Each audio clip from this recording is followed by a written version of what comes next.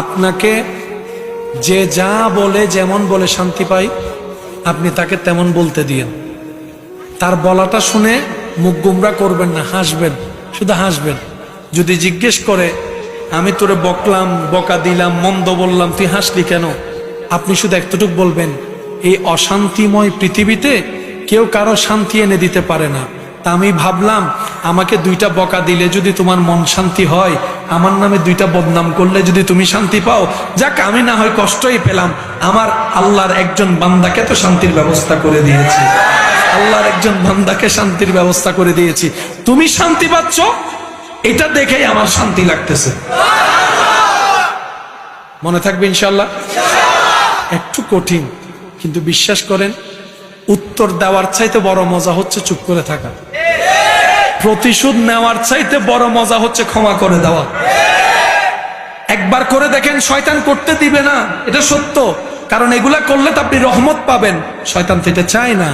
শয়তান চায় কি জানেন? কেউ একটা বললে আর বান্ডারত কি হম আছে না 3 লোক। আচ্ছা, ঝগড়া করে এ পর্যন্ত কোনো সমাধান হইতে দেখছেন? আমি দেখি নাই, আপনারা দেখতে বলেন।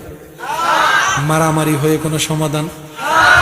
নীরবতার মধ্যে যে উত্তর লুকাই আছে। বান্দা যখন উত্তর দেয়, আল্লাহ তখন সেটা উত্তর দেয় না। আর বান্দা যখন রবের হুকুমের অপেক্ষা করে ধৈর্য ধরে চুপ করে থাকে, আল্লাহ সময় মতো ফেরেশতা দিয়ে উত্তর দিয়ে দেয়। মনে রাখবেন, আল্লাহ কখনো কাউকে ঠকায়, আল্লাহ কখনো ধৈর্য ধারণকারীকে পরাজিত হতে দেয়, আল্লাহ কখনো শুকরিয়া আদায়কারীকে অপমানিত হতে দেয়। কিন্তু আল্লাহ মাঝখানে একটু পরীক্ষা নেন। কিসের পরীক্ষা? আমার বান্দা আমার থাকে নাকি থাকে না, আমার পক্ষে থাকে নাকি থাকে না, আমার দিকে তাকায় থাকে নাকি থাকে না, আমি কষ্ট দিলে কোনো আমাকে ছেড়ে চলে যাচ্ছে কিনা, এইটা একটু আল্লাহ দেখে।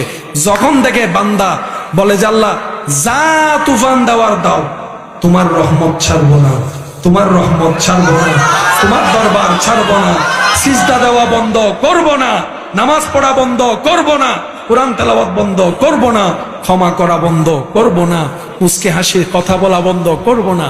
যেদিন আপনার এই করাটা রবের কাছে পছন্দ হয়ে যাবে, এমন দেওয়া দিবেন আপনি, আপনার ছেলে মেয়ে, আপনার নাতি নাতনি, 14 খানদান রাখার জায়গা পাবেন না।